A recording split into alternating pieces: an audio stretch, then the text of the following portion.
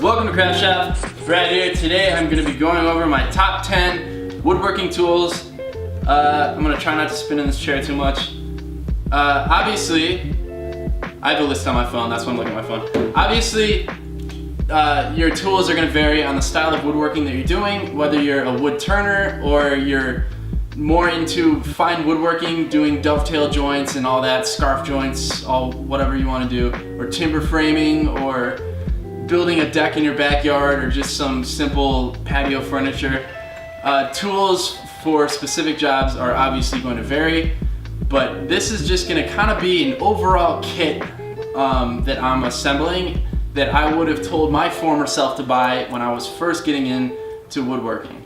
Alright, so I think I'm just going to do a bit of a countdown on this, in no order of importance or anything. Let's go ahead and start with number 10. It's going to be a saw. There are 1,000 different types of saws. Miter saws, table saws, jigsaws, all different styles of hand saws, chainsaws, the list goes on, and they all have different purposes. If I had to narrow those down, I might go with the table saw, but I think taking size and price and versatility into consideration, I'm gonna go with a circular saw. You can use fences with circular saws to get perfect rip cuts. You can cross cut, obviously. I've seen people even cut box joints with circular saws. They can be very versatile, so number 10 on my list is a circular saw. Let's move on to tool number 9. I'm gonna need to be able to cut curves at some point, and there are a handful of different tools that can be used for cutting curves.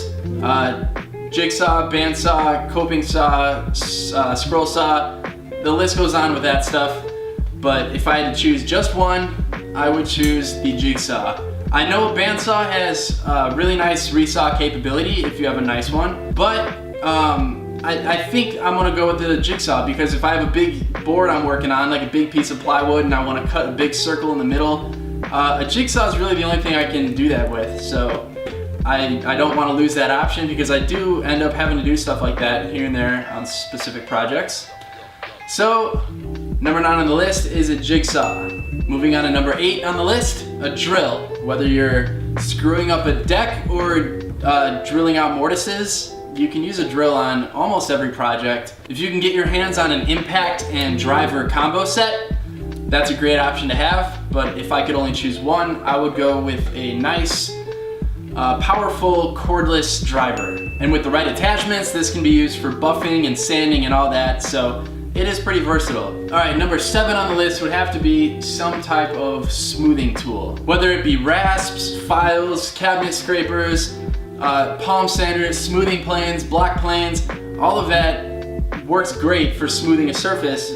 But I think the most versatile would be a random orbit sander. With high quality sandpaper, this can cleanly finish just about every surface. All right, moving on to number 6.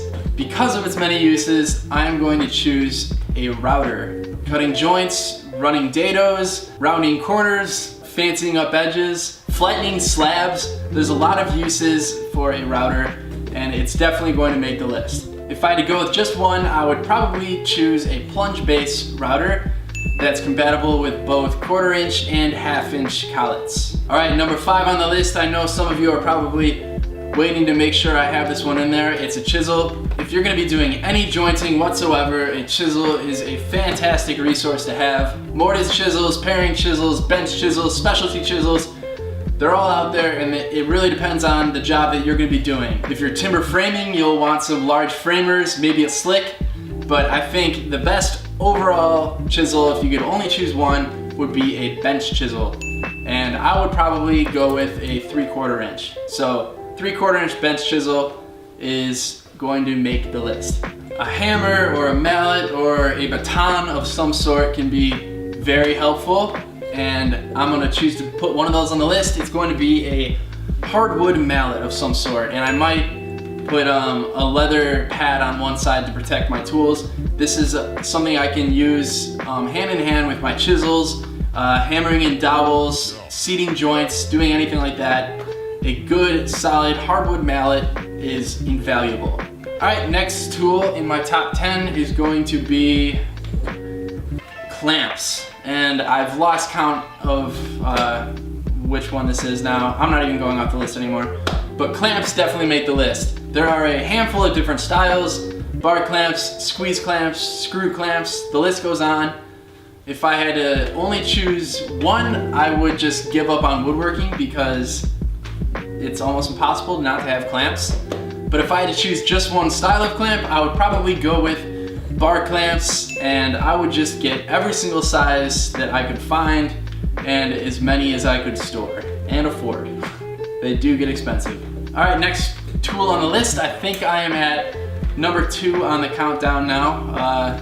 But it's gonna be a measuring tool of some sort. Obviously, these are very important to have, and they're pretty affordable, so you can have a bunch of them. Combination squares, straight edges, rulers, tape measures, all that stuff. If I could choose only one to have, I would probably go with a good like 25-foot tape measure. Straight edges and squares can all be made pretty easily, but a good tape measure is pretty hard to reproduce. So tape measure would definitely make the list. All right, yeah, this is number 1 on the list. It's going to be a workbench. I think that this is the number 1 tool you could possibly have. This is where every project is born, all of your tools are used, and it is something that regardless of your craft, every craftsman or woman should have a solid workbench to work at. You can make your workbench nice and fancy by adding clamps, dog holes, tool stops, all that good stuff. But what's really most important is that you've got a good, solid, flat surface. Your bench is sturdy and it's nice and heavy so it doesn't move across the ground when you're cutting or doing anything like that. So number 1 on the list is a workbench. Overall, that's my top 10. That's what I would have recommended to my former self when I was first getting into woodworking, so that I didn't waste a ton of money on stuff that I didn't really need as much. I hope this video helps some of you guys that are first getting into woodworking. I am very new to it, so I'm not the best person to take advice from, but through my own trial and error, this is what I can recommend. Some of you have asked. And again, obviously this is going to change for every style of woodworking. If you're turning, a lathe of some sort is going to be the first thing on your list. Maybe a pole lathe if you want to save some money or go the traditional route. Anyway, thank you guys so much for watching. Hopefully this helps. Please leave comments down below. I'd love to hear your lists or anything that you would maybe substitute on mine. Don't forget to like and subscribe, and I will see you guys in the next video.